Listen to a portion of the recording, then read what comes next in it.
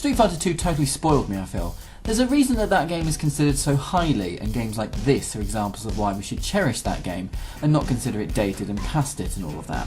It's not. It's an enormous achievement that that game has actually been as massively successful as it has been, and it's still as quintessential as a fighting game can be. As such, without even pressing the power button on, you can tell that this is not going to be a particularly spectacular game, and it's all Street Fighter's fault, and Tekken's, and every other decent fighting games. First and foremost, I have to explain that this isn't an awful game. It's not a bad game per se, but there's a reason that it's a let's not talk about as opposed to a let's sorta talk about title. The above opening is probably one of the game's most glaring faults. I mean, I better get teacher head on. Look, Kensei, you're not a bad game, and I feel as though you have many good qualities, but how are you going to achieve anything if you don't even try?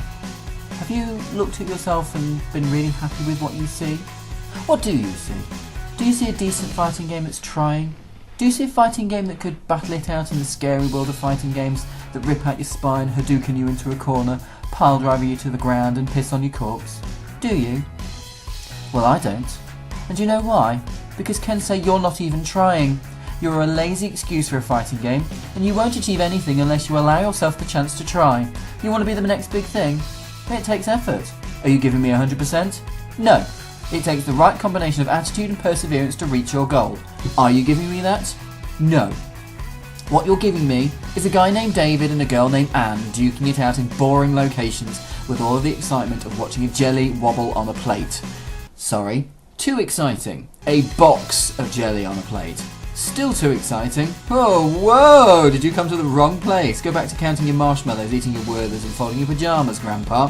See, things start off reasonably enough with a fairly nice looking intro sequence that features most of the characters and a pretty decent attempt at water effects.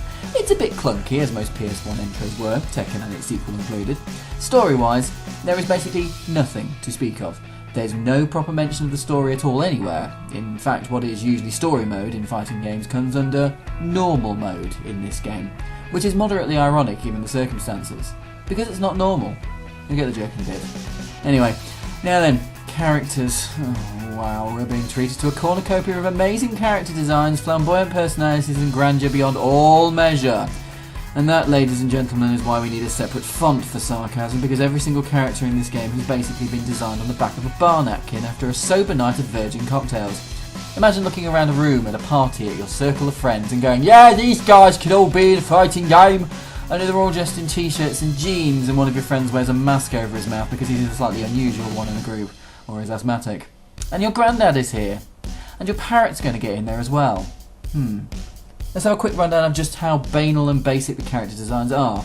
Yugo and Yuli are your standard "we want to prove ourselves" fighters. Yuli's slightly more interesting in that she uses drunken kung fu, reminiscent of old men characters such as Brad Wong, who's not as old but grey hair, Shin Gensei, and Shun-Di. And now we can add Qing Tao to that list because Yuli's sub-boss is of course the old drunk man who trains her.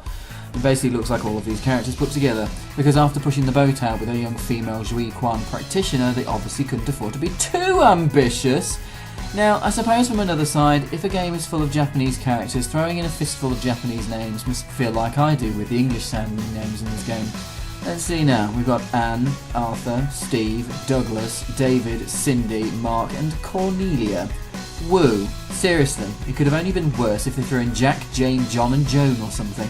There's so little excitement with even the character names that of course they don't transfer to the personalities. There's so little variety in the designs that it's almost painful. Everyone wears ordinary clothes with barely any flair or detail. They could have had scarves, belts, accessories all floating about, unusual patterns on their clothing. Instead we have characters in sweatpants and lycra leggings and waistcoats, and it's not even meh, it's just dull and monotonous. It's abysmal character design. There's even one based on Steven Seagal, down to the sickening leopard print coat and gruff, lifeless expression. He isn't much cop, pun intended, and he's so lacking in originality that his whole backstory is based on every Seagal movie ever. Yawn. Throughout this game's roster, there's not one single character who feels really memorable. Not even this one! There's a guy who wears a penguin or a parrot mask and he's not even memorable. He wears jeans and a waistcoat and looks a bit podgy. And oh my god! The characters just make me want to punch a penguin for no adequately explored reason! Even the main boss characters are a pointless exercise in crap character design. Joe is a squat black man with an enormous face who rolls around a bit, acting like the master of ceremonies and giggling like a tit half of the time. He's less stereotypical as a game character, I'll give you that, but he's a fucking useless character to players in general. And he's the boss of an evil crime organisation, and he's not even the main boss. That is how useless he is. He is dreadful. And then the game's main boss, Kea, is a cheap as hell character who acts as though he's button mashing, steps all over you, kicks you when you're down, and basically fucks you up quicker than everyone else can. That's probably why he's the boss, but it doesn't excuse anything. He's still shit. Also, everyone in this game appears to be related to someone else. It's all very, we want to be Tekken, only slightly more inbred. Sort of. Well, not. It's a joke. You got that right. Yeah? No?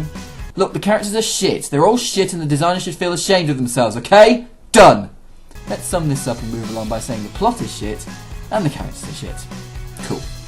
And Douglas Segal is shit too. Here's a deal breaker, and one that I've mentioned before. A fighting game lies or dies by its fighting engine. To be fair, there isn't anything intrinsically wrong with the game's mechanics. It runs smoothly enough, and yeah, each character plays differently enough to warrant giving them a go, as boring as they fucking well are. However, in comparison to other fighting games, particularly the Tekkens and Virtua Fighters, it feels very rigid and forced. It doesn't feel as though your movements on the controller really correspond to what happens to your fighter. There's a punch, kick and a throw button, as well as a block button, but you cannot shake off the feeling. It doesn't feel quite right. Some characters can combo the life out of an opponent easily. Saya, for example, has a 10-hit combo that is achieved purely by pressing the kick button 10 times. You can walk through her entire game by pressing kick over and over and hoping for the best, even on hard mode. Compare that to the 10-hit combos of Tekken 2 and you'll feel slightly cheap at the fact that you just managed to defeat an opponent using only one button, whereas you probably break your thumbs trying to achieve one in Tekken 2. But the reward and satisfaction behind getting those combos off and the general feeling behind the fighting in that game, it always felt amazing. Here it feels wrong. It's disturbingly unsatisfying. There aren't the movesets that will make any character too memorable or excite you. You could probably button mash and land a few blows and it wouldn't feel remotely satisfying. The weakness in the combo system plagues the game and highlights how disastrously uninviting the whole game feels. Kensei's main problem is that on a console full of decent 2D fighters and the likes of Tekken and Soul Blade, it feels decidedly lackluster. There is no point to this game. There is no reason for it to exist. This game is having an existential crisis. You cannot feel upset for this game at all. You cannot feel any emotion other than the painful disappointment of feeling like this was your child and it just told you it wanted to get a job testing anal beads or something. It's a sad state of affairs when a game feels pointless. It doesn't need to be on the shelf. It doesn't do anything better than any other fighting game. It feels raw, tacky, cheap and flat. I really want to insert a joke here about a celebrity, but I can't think of a particular one that fits that description. And I'm fairly sure they'd sue me if I did anyway, so probably better for my own pockets that I don't go that route. But here's the thing, it's not awful. You could have some fun with it. It plays reasonably well. You could stand to complete the game a few times just for the sake of doing so, and there are the usual survival versus and time attack modes to have a bit of fun with. There's also this mode. Trust me on this, people. You do not want to know. Who the fuck thought this would be a good idea? I'm dying to know. So instead of putting endings into the game for each character, they gave us a running mini-game that doesn't even make any fucking sense. Oh yeah, there are no endings for any of the characters. That's why it's pointless. That and the fact that the running mini-game doesn't even have a 2-player option, which actually, truth be told, is probably for the best. One player only needs to know how bad this is. You don't need to spread the hatred. And even worse, it's called Running Boogie. Let that sink in for a second. Now laugh. Now cry because you had to endure that. And cry because I had to endure it again to take the video of it. I hope you're pleased with yourselves.